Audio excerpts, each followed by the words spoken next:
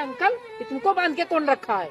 अरे बेटा हमारा लड़का बांध के रखे हमको। अबे साला विकास तो चूतिया है का? साला इससे बाप को कौन बांध के रखता है? साला एकदम से दिमाग नहीं है तुमको।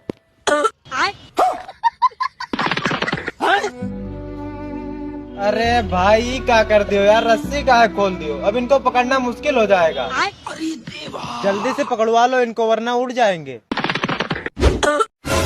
ये कैसे हो गया?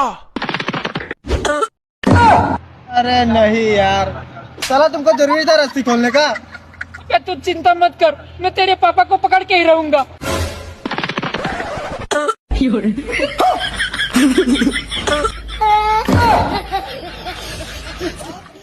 अब जवन हम बताए रहे वही करना है। चुपके से अपन लोग गोड़ पकड़ेंगे और कुछ हो जाए छोड़ना नहीं है।